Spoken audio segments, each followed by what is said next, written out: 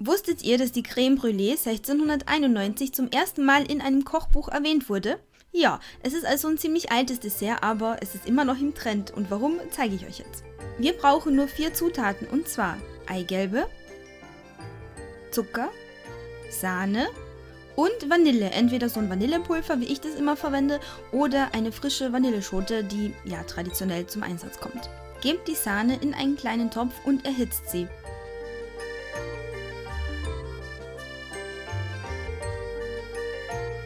Sobald sie heiß ist, nehmt ihr sie von der Kochstelle. Danach öffnet ihr die Vanilleschote und nehmt das Mark heraus. Hierfür brauchen wir allerdings nur die halbe Vanilleschote. In eine Schüssel gebt ihr den Zucker und die Eigelbe. Fügt die Vanille hinzu und mixt alles kurz und auf niedrigster Stufe cremig. Jetzt lasst ihr die heiße Sahne unter ständigem Rühren und langsam einrinnen. Sollte sich an der Oberfläche Schaum bilden, könnt ihr diesen abschöpfen.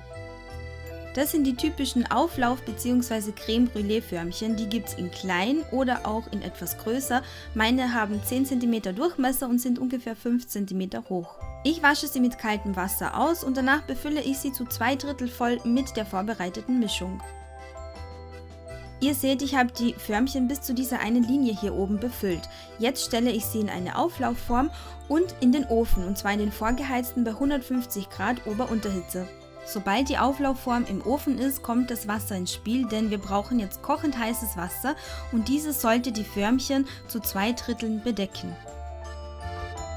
Sie brauchen jetzt ungefähr 35 Minuten im Ofen. Wenn eure Förmchen höher, tiefer, größer sind, dann müsst ihr noch 5 Minuten hinzufügen. Nehmt die Auflaufform aus dem Ofen und nach ca. 5 Minuten könnt ihr auch die Förmchen aus dem Wasser herausnehmen. Und ihr seht, die Creme ist nicht fest, sondern eher wabbelig. Deswegen lasst ihr sie jetzt zunächst bei Zimmertemperatur auskühlen und danach für mindestens 3 bis 4 Stunden im Kühlschrank. Und danach sollte sie so aussehen, also schön fest sein. Für die Variante ohne Flambierbrenner gebt ihr 2 Esslöffel Zucker in eine Pfanne und fügt 2 Esslöffel Wasser hinzu. Jetzt wird nicht gerührt, sondern auf höchster Stufe aufgekocht und ihr wartet so lange, bis der Zucker eine goldgelbe Farbe angenommen hat. Danach sofort vom Herd nehmen und über der Creme verteilen.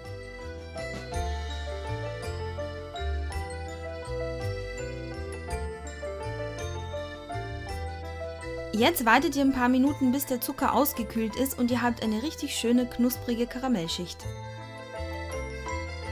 Und jetzt zur traditionellen Variante mit Flambierbrenner. Ich habe hier einen kleinen und großen und den kleinen verwende ich nie, denn der ist ziemlich schwach und ist auch sehr schnell leer. Also, wenn ihr dieses Dessert öfter zubereitet, kauft euch lieber gleich ein großes Gerät, dann habt ihr wirklich Ruhe. Den Link zu diesem Produkt findet ihr natürlich wie immer in der Infobox.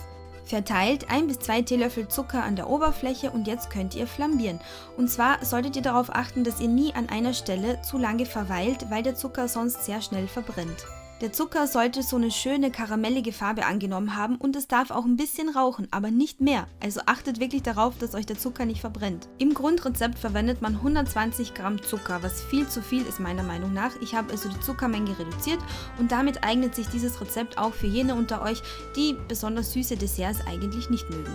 Die Creme könnt ihr auch schon einen Tag vorher zubereiten, allerdings solltet ihr das Dessert sofort servieren, sobald der Zucker karamellisiert ist, denn im Laufe der Zeit schmilzt er natürlich wieder. Das ist die Variante ohne Flambiergerät, da fehlt natürlich diese typische Farbe und auch dieser leicht rauchige Geschmack, aber für all jene, die sich das Gerät nicht extra kaufen wollen, das Rezept aber ausprobieren wollen, ist es auf jeden Fall eine Alternative.